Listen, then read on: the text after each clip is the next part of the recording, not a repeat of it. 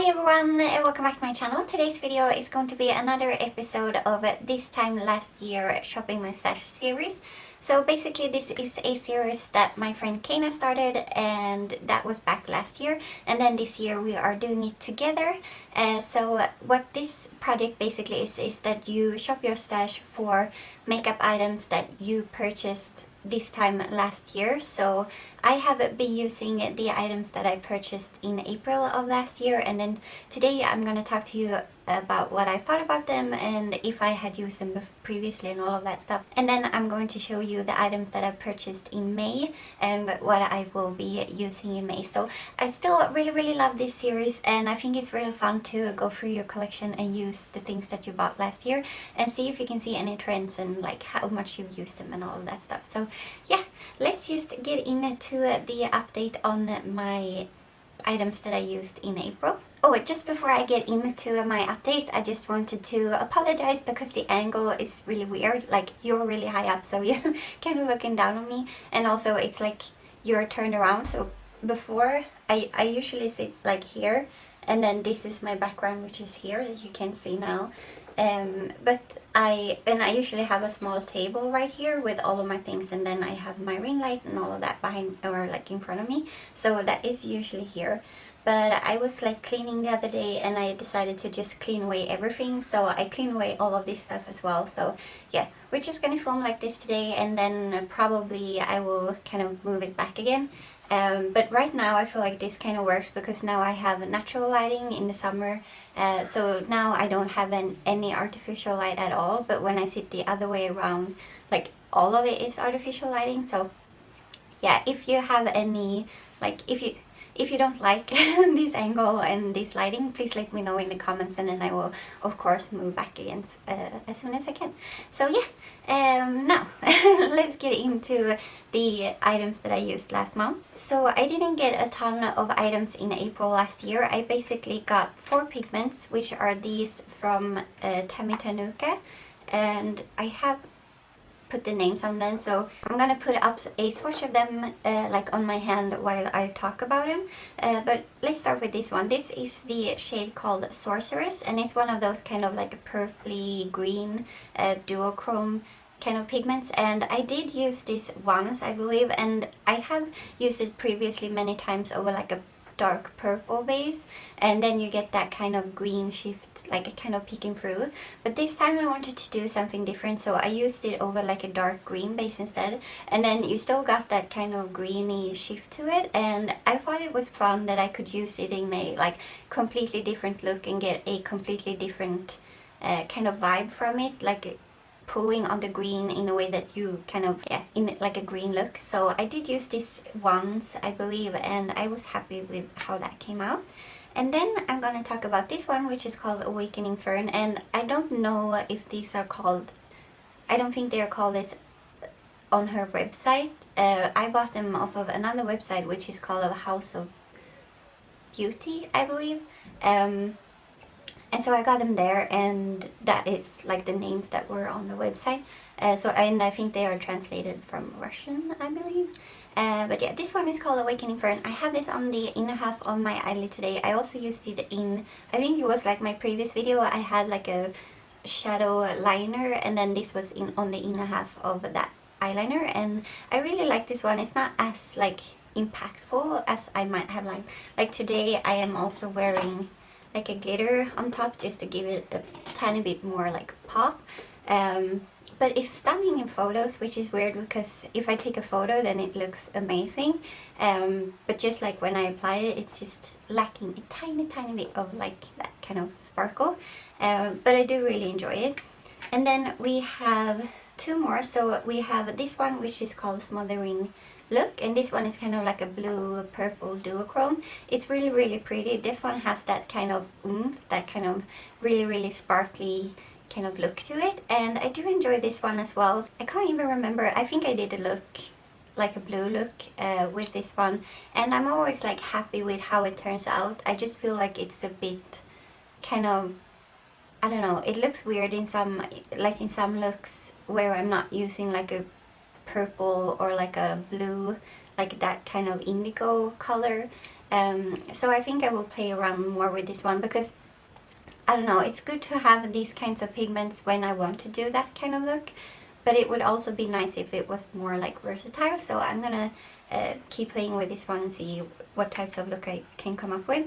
And then we have this one, which is called the Spirit of the Iris Lake. And before doing this project, or like before pulling it into this project, I thought this was my least favorite. I had only like tried it on once and then I just wiped everything away, and then I did something else because I just didn't like the look of it. But now I really love it. I love it on top of like a kind of like a pinky, like warm look, and then like the sparkle, like the blue kind of duochrome in this one really comes out, and it's actually really, really pretty and really easy to work with, and I feel like it will go with many types of looks. So I'm really, really happy with this one, and happy that I, like, now it's kind of my favorite. And today I kind of wanted to reach for it, but I also kind of wanted to do something with the green, so I did choose to do something with the green, but I do really enjoy this one now. And then the last item that I got in April is this L'Oreal, they are called the Baked Gelato Swirl in Diamond Dust. And so this is, I think this was kind of limited edition, and this one has like a really, really strong pink duochrome. So it might be hard to tell. I am wearing it on my cheeks and like on the center of my nose and everything today, and I think it's a really pretty highlighter. I have quite a few of these like pinky duochrome highlighters because I really enjoy how they look on my skin. This one is probably the most pink with the least kind of reflect to it, so it really is like a strong pinky highlighter. But as I said, I do really enjoy it, and like I do really enjoy this type of look. So if you don't like a pink, like really, really pink duochrome, then you won't like this. But if that is something that you've been looking for, then you might like it. I don't know if you can still buy it. As I said, I think it was limited edition, but I'm not sure. I continue to enjoy it at least. And then just because I had so many blushes, or I bought so many blushes in May, I decided to put in 2 blushes in April instead of using them in May. And those 2 are like, that's these 2 right here. These are from Mulac, and that is an Italian brand that I got when I went to Rome last year.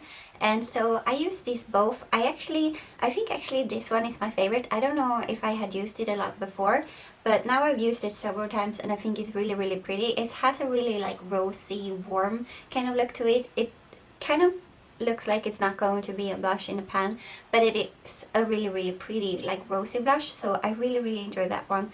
And then I've been using this quite a bit as well, this kind of really, really strong peachy look, or like blush. I forgot to wear one of them today. I was like putting on blush, and then when I went to do the other cheek, I'm like, oh no, I should have used one of these. So I didn't use them today, but I used them several times throughout the month, and I really, really enjoyed using them. It's a really nice formula as well, so I would definitely consider picking up more from this brand. I didn't like the concealer. I have tried one of their eyeshadows, which was like, it was okay, but I would really like to try more of their blushes, and maybe, I don't know, or like a bronzer or something like that. But yeah, happy to have tried these and used them over the past month, and like now I will definitely, I hope I will definitely reach for them more. It's hard. I'm definitely the type of person that will reach for single compacts more than I reach for my face palette. So yeah, hopefully I will use that one more. So those were all of the items that I got in April last year, and now we're gonna talk about the items that I got in May. And spoiler alert, or like just heads up, it's quite a bit. Like, it's many items. So I did buy 2 of them, like, or like I basically made 2 big orders during 2 different sales. So one was a beauty base sale where they were like selling out all of their Makeup Geek items just because they are not like keeping them in stock anymore, or like they are not selling Makeup Geek on Beauty Bay anymore, so they like sold out everything, so everything was super inexpensive. And then I also have some items that I bought off of Cult Beauty just because they had one of their like gift bag promotions, and I really wanted to kind of get that gift with purchase kind of deal, so I got some things off of there as well. So yeah, let's start with the only item that is not in that is not from Cult Beauty or Beauty Bay. This one I actually got from like Swedish eBay basically, and this is the Becca First Light Priming Filter, and I haven't used this. I think I'm like down to here, so I have used it quite a bit, but not like enough to get a solid opinion about it, because I have used it previously and then I felt like I became a little bit too oily. But I have also been using another primer lately, which I also didn't used to like because it made me too oily. So I might be able to use it now, because I do really love that one now. Because I think I'm just less oily. So I'm excited to use this month and see what I think about it. Hopefully I enjoy it more now, and maybe it could be what I kind of focus on once I'm done with my Illamasqua primer that I have in my 20 in 2020. So yeah, this is the first item that I got in May. And then yeah, let's do the Joy or like the Cult Beauty stuff first, and then like everything from Beauty Bay. So first up in the Cult haul, I got this Joy concealer, and this is their essential high coverage liquid concealer, and I got it in the shade Snow. So I did get it in the lightest shade, and then I kind of found out this was too light for me, so I did purchase another shade like later on in the year, and this is in the shade Lace, so it's a little bit darker. I think it's like the next shade up or something. So I haven't used it a ton since it's too light for me, but I'm going to try and kind of incorporate it into my makeup in one way or another. Maybe I will use it as like an eyeshadow base, but I'm going to be using it this month. And then I also got a blush duo, so this was in my Valentine's project, and here is what it looks like. So you have Rose Petal, which is this one, and then you have Marigold, which is this one. So I have used it enough where you can kind of tell that you have use on it, especially this one. I do enjoy this side of the duo. This is not my favorite. This is more like a shimmery, kind of very, very rosy. I feel like it's a tiny bit too dark for my skin tone. But yeah, I'm gonna be excited to be using this month as well.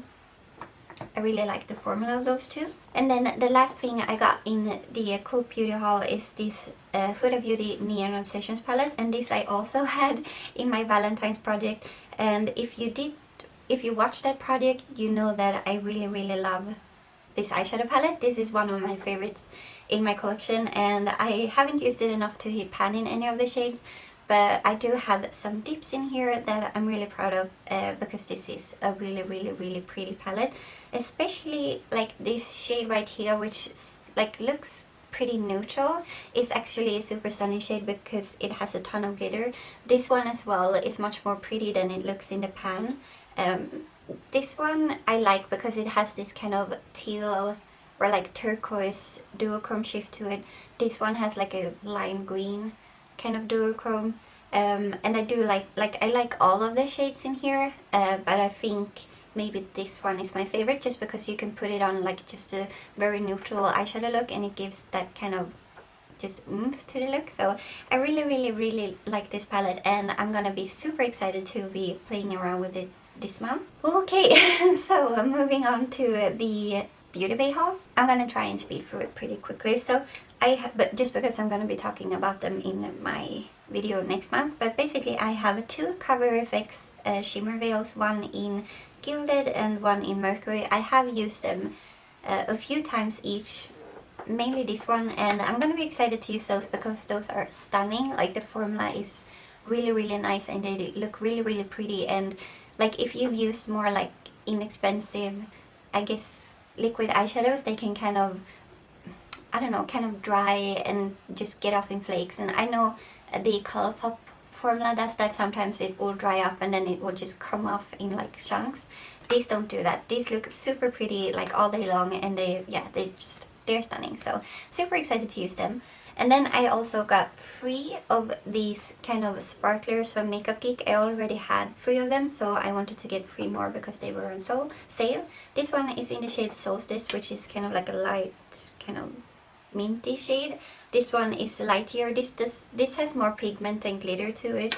This has kind of like your normal type of sparkler, a little bit of pigment. And then this one is the shade Milky Way, and this one does not have any pigment to it at all. So it's just like a silver glitter with like a kind of almost like a holographic kind of reflect to it, but more just like a broken up kind of rainbow reflect to it. So it's really pretty and I'm excited to use this. I have used all of them before, but not like a ton of time. So hopefully I can play around with those.